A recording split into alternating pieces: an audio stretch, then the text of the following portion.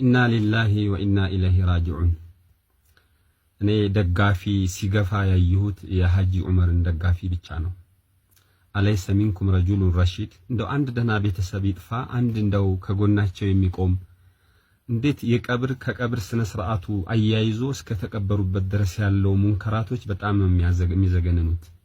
ሁሉንም እንተውና እንዴት ቤታቸው ቀበራችኋቸው? ምን ነው ነብይ ነን አላችሁሳ? እስቲድላል ያደርጉታል። ነብዮችም የሚቀበሩት በሞቱበት ነው ይላሉ። ስለዚህ እኛ ሼህ ነብይ ናቸው ነው የምትሉት? ምንድነው ይሄ?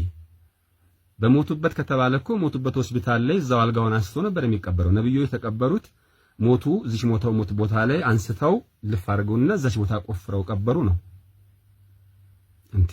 እቤት ውስጥ እንዴት ይቀበራል? ወሲያ ነው እንዴት ይባላል? እንዲህ አይነት ወሲያ እኮ ተንፊዝ አይደረግም። የሙስሊሞች መቃብር ባለበት ሳኢግ ነገር አይደለም እኮ ይሄ ወሲያ ተብሎ እኮ አይደረግበትም። እንደው ይሄን ለማድረግ የተጠቀሙት እንደው ምናልባት 2-3 አጀንዳዎች ይኖራሉ።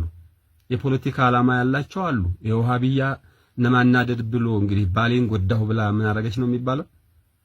አላህን አትፈሩም እንዴ?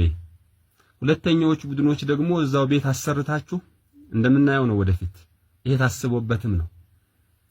ለመቃም ነው፣ ለመብላት፣ ለመጠጣት፣ ለመጎዝጎዝ የሚመጣን ሀዲያ ልትቀበሉበት አገር ቤት እንደሚደረገው ልታደርጉበት ነው። አዲስ አበባ መሐላ ከተማ ላይ ሸኽየውን በህይወት እያሉም ተጫወታችሁባቸው፣ ሞታውም ተጫወታችሁባቸው።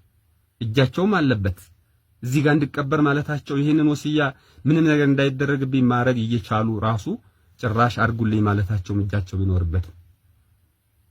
በህይወት እያሉም ምስኪን ናቸው እሳቸው፣ የዋህ ናቸው። የነገሯቸውን ይሰማሉ። ከጎን እንዲበሉ እያለ እየጎተጎተ በሪሞት እያዘዛቸው የነበረ ሰው ሁሉ ሲሞቱ መጫወቻ አደረጋቸው።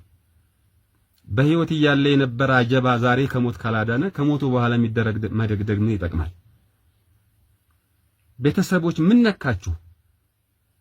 ወይስ እሳቸው ሲሉት እንደነበረው ከሙስሊሙ ይልቅ እኔ ሙስሊም ያልሆነው ክርስቲያኑን የሚወደኝ እንዳሉት ከሙስሊሙ ጋር መቀላቀል አልፈልግም ብለው ነው?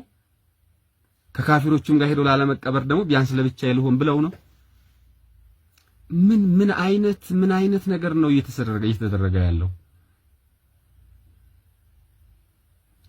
በዚህ ደረጃ በአባታችሁ በዘመድ ቤተሰብ የሆናችሁ እንዲህ መጫወቻ ሲደረጉ መፍቀድ ነበረባችሁ?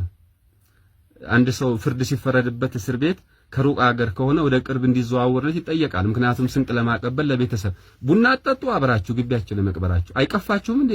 የምትኖሩበት ግቢ ላይ ቀብር አለበት ጋር ስትኖሩ ሞታው አለኝ ሰው መቃብር ምን ነው? እና ሐጂ ዙል መካን እና ሐጂ መሐመድ ሳኒ ሐቢብ እና ሐጂ ራፊ እና የነሱ ጓደኞች ታላላቆቻቸው ተቀበሩበት ተቀብረው ለምን አልተቀበሩም? ሁሉም ሰው በየቀኑ መቃብር ይሄዳል። እዛ ሰላምታ ሰላም አለይኩም ዳረቁም ሲባል ለምን አይደርሳቸውም ነው? የኛ ሻህ ያስፈልጋቸውም ነው? ይሄን ሙስሊሙ ምን አይነት ከሙስሊም እንደኖሩ ከሙስሊም ለምን ነው ያልተቀበሩት? ይሄ እኮ የትም እኮ ያልተደረገ ነገር ነው። በዚህ አይነት ስርዓት ነው እንዴ ስርዓተ ቀብሩስ የሚፈጸመው? ሚሊኒየም ምናምን ተብሎ ምን አስፈለገ? ያ ሁላስ የሳዑዲ ነገስታቶች ሲሞቱ እንኳን እንደዚህ አይነት ስርዓት የላቸውም። ተራ ቀብር ተደርጎ ነው የሚደረገው። ያለውን መዘዝ መቼም ታውቁታላችሁ። ከማጋ ነው ልክ የምትጋቡት? ከአላህ ጋር ለምን ልክ ትጋባላችሁ?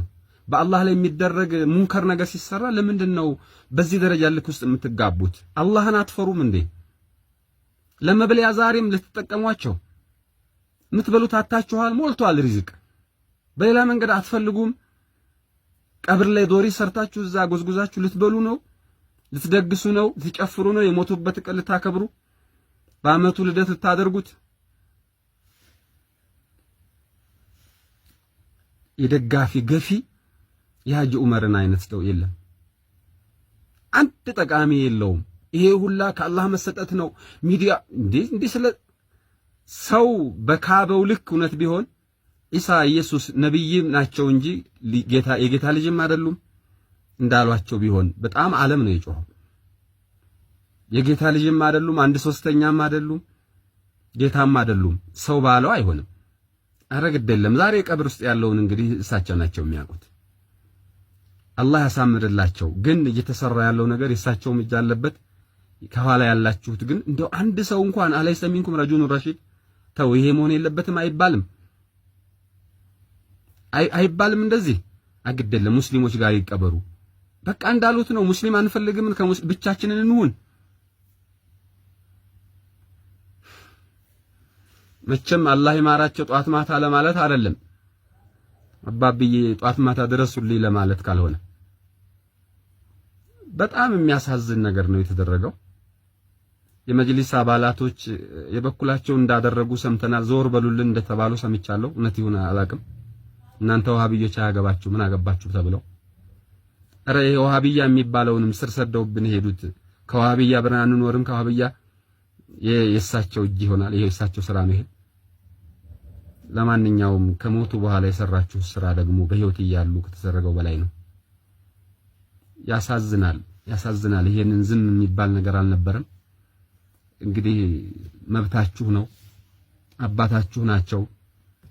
የትም ማድረግ ትችላላችሁ። ግን መዘዙ ለሁላችንም ነው። አላሁ ሙስተዓን ምንም ማድረግ አንችልም።